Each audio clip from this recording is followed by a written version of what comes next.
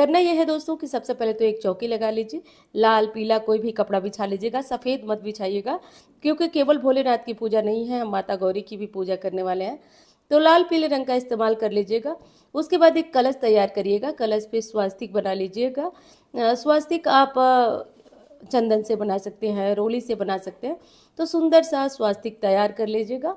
स्वास्तिक हमेशा बनाते टाइम दोनों तरफ से स्वास्तिक को बंद किया जाता है, ये स्वास्तिक और बेहतर होता है।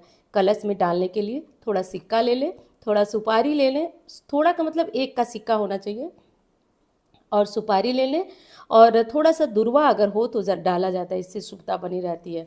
गले में, कलश के गले में आपको मौली लपेट देना है, थोड़ा सा दुर्वा बांध डालना है, और गंगा जल और सामान्य जल से कलश को भर देना है। इसके बाद इस कलश को उठाना नहीं है, ध्यान दीजिए, जब आप पूजा करेंगे उसके बाद अगली सुबह विसर्जन के बाद ही इस कलश को उठाना है।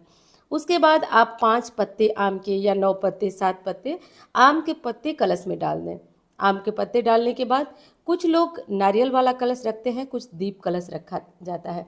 बेहतर क्या होगा वो बताती हूँ दोस्तों आपको। तो इस तरीके से ध्यान रखिए, और नारियल नहीं रख करके आपको दीप कलश रखना चाहिए। दीप कलश बहुत बेहतर होता है, दीप कलश रखने से जीवन में शुभता आती है। तो हरतालिका तीज के दिन दीप कलश रखा जाता है, और कोशिश किया जाता है कि दीपक जो कलश में रखे हैं तो कम से कम 12 बजे रात तक जलता रहे। अब एक शिवलिंग आपको बनाना पड़ेगा। अगर घर में कोई शिवलिंग है और आप बनाना नहीं चाहते हैं तो आप उन शिवलिंग को रखें और पूजन कर लें। जैसे मैं रख के आपको दिखा रही हूँ, सामने प्लेट पे आपको दिखाई दे भी रहा होगा, तो आप रखिए और उनसे पूजन कर लें। नहीं है तो जैसे मैं सावन में बनाई हूँ, बताई हूँ आपको मिट्टी का शिवलिंग बनाना, तो सारी विधि मैं सावन में बता चुकी हूँ। आप सर्च नहीं किए हैं, देखे नहीं हैं, पहली बार देख रहे हैं तो आप जाकर चैनल पर देख सकते हैं, बहुत विधिवत तरीके से मैं बताई हूँ। और दूसरी चीज़ है दोस्तों कि जब आप लोग कमेंट करते हैं और बहुत सारी विशेष बातें बताते हैं कि वीडियो आपको क्यों अच्छी लगी और सारी चीज़ें, तो मन में बड़ा आनंद आता है और बहुत ज़्यादा खुशी होती है। आप लोग का प्यार सहयोग बना रहे इसके लिए। तो अगर आप लोगों को वीडियो पसंद आए तो लाइक कर दिया करें, और चैनल के साथ जो लोग नए नए देख रहे हैं वो चैनल के साथ जुड़ जाएं, क्योंकि इस तरह से विशेष जो वीडियो होगी वो तो मिलती रहेगी, साथ साथ हर त्यौहार पे क्या विशेष करना है वो भी जानकारी आपको मिलती रहेगी। तो दीपक जल गया। अब हम करेंगे दोस्तों भगवान का आह्वान। आह्वान मतलब क्या होता है, हम भगवान को बुलाएंगे भगवान को। तो हाथ में जल, फूल और थोड़ा सा अक्षत ले लीजिए और भगवान का आह्वान करिए कि हे गौरी शंकर गणेश, हे भगवान महादेव, मैं आपका पूजन करने जा रही हूँ, इसलिए आप मेरी पूजा में उपस्थित हो, मेरी पूजा पूर्ण करें। केवल इतना बोलें। उसके बाद वो सामग्री आप गणेश जी के सामने छोड़ दें।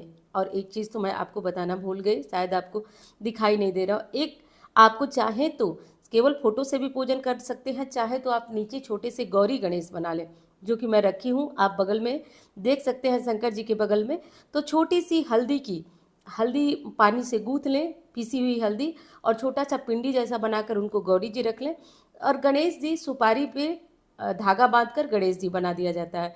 पूजा के बाद इनका क्या करेंगे, तो आप इनको किसी भी गमले में रख सकते हैं, वैसे तुरंत नहीं रखा जाता है। अपने मंदिर में रख कर के 15 दिन 20 दिन की पूजा करें, उसके बाद तुलसी जी को छोड़कर बस बाकी किसी भी गमले में डाल दें आप। तो इस तरीके से आपको कर देना है दोस्तों। और हाँ, अगर आप मिट्टी के शिवलिंग बना रहे हैं तो सुबह सुबह ब्रह्म मुहूर्त में 4-5 बजे पानी पीने से पहले आपको विसर्जन कर लेना है, तभी आपको अपना व्रत खोलना है। इस विशेष बात का आप लोग जरूर ध्यान दीजिए। अच्छा, चतुर्थी तिथि जो है 3:21 पर लग जा रही है 6 तारीख को, 3:21 पर। तो बहुत कन्फ्यूजन है कि हम पूजा कब करें, तो आज मैं सुबह और रात दोनों का मुहूर्त आपको बता देती हूँ, कब करना आपके लिए बेहतर होता है वो भी बता देती हूँ।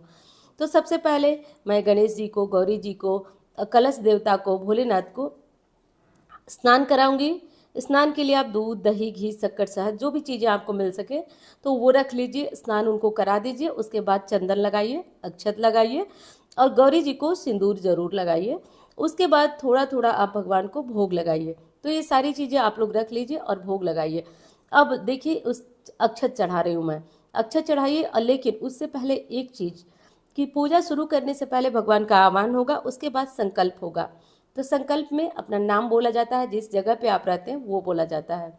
अपनी मनोकामना या फिर कहिए कि अखंड सौभाग्य के लिए आप व्रत कर रही हैं। भोलेनाथ माता गौरी आपको शक्ति दें, आपको ताकत दें कि आप इस व्रत को पूर्ण कर सकें, क्योंकि मजाक नहीं है ये व्रत रखना। निर्जला व्रत करना कोई आसान काम नहीं होता है। उसके बाद गणेश जी को, गौरी जी को, सबको सिंदूर लगाएं, कलश पे लाल भी लगा सकते हैं। पीला सिंदूर अपने सिंदूरे से निकालकर आज लगाया जाता है, और माता गौरी की मांग जब भरी जाती है तो अपने मांग में भी वो सिंदूर लगाया जाता है। तो ये 2-3 चीज़ें हैं जिन्हें कि आपको ज़रूर करना है। आज कोशिश करें कि पीला या सफ़ेद फूलों की माला बना लें भोलेनाथ को, और इधर शिव जी के पूरे परिवार को ये माला समर्पित करना है आपको। ऐसा करने से जीवन में शुभता आती है। चलिए अब जान लीजिए कि कब है पूजा का शुभ मुहूर्त। देख लीजिए दोस्तों, कब है इस पूजा का शुभ मुहूर्त। आप स्क्रीनशॉट भी इसको ले सकते हैं। प्रदोष काल की पूजा विशेष होती है, तो शाम को 6:36 तक प्रदोष काल की पूजा है, तो ये जान लीजिए। और सुबह में अगर आप पूजा करना चाहते हैं तो 6 सितंबर को जो है वो आप कर सकते हैं सुबह में भी, लगभग 6:02 से 8:33 तक। तो ये पूजा का मुहूर्त है। विशेष पूजा आप लोग संकोच कर रहे हैं कि जब चतुर्थी तिथि 3:21 पे ख़त्म हो रही है, तो हम पूजा शाम में करेंगे तो पूर्ण होगी या नहीं। तो ये चीज़ आप समझते होंगे, बार बार आपको बताती हूँ कि जब सूर्योदय काल में कोई तिथि प्रारंभ हो गई तो पूरे दिन मान्य उसी तिथि का होता है। तो जो लोग ये सोच रहे हैं कि 3 बजे 4 बजे दिन में पानी पी लेंगे, वो गलती करेंगे। पानी आपको 3 बजे 4 बजे कतई नहीं पीना है, क्योंकि एक देसी भाषा में कहावत कही जाती है, जिसकी दिन इसकी रात। ज्योतिष में माने तो जिस तिथि में सूर्योदय हुआ होता है उसी तिथि की मान्यता दिन में रात में रहती है। तो इसलिए पारण तो आपको अगले सुबह ही करना है, अगले सुबह सूर्योदय से पूर्व करना होता है आपको पारण, जब तक जो है सूर्योदय न हो। और अगर देसी भाषा में कहा जाए तो कहा जाता है कि कौवे की बाग आने से पहले, यानी कि कौवे बोलने लगते हैं जैसे सूर्योदय होता है, सूर्योदय तक बोलने लगते हैं। तो इसलिए आपको कोशिश करना है कि 3-4 बजे 5 बजे तक अधिकतम आपको पानी पी लेना है। 5 बजे तक सुबह पारण आपको कर लेना है। सरगी की विधि तो मैं बता ही चुकी हूँ। तो यही चीज़ें हैं जो कि बहुत दुविधा मचा के रखी थी, अब वो जान लिए आप लोग। अब भगवान को जो ऋतु फल होते हैं, कई तरह के फल जो भी आपको मिल जाए वो ऋतु फल ले लीजिए। श्रृंगार की सामग्री बगल में आप देख रहे हैं वो मैं चढ़ा चुकी हूँ। श्रृंगार की सामग्री में एक ब्लाउज का कपड़ा रहेगा या साड़ी रहेगा, और बाकी सिंदूर, बिंदी, बिछिया जो भी आपको मिल सके वो चीज़ें चढ़ा दें। चढ़ाने के बाद इन चीज़ों को में से कुछ अपने लिए दान रख लें, और सारी चीज़ों को आप दान कर दें।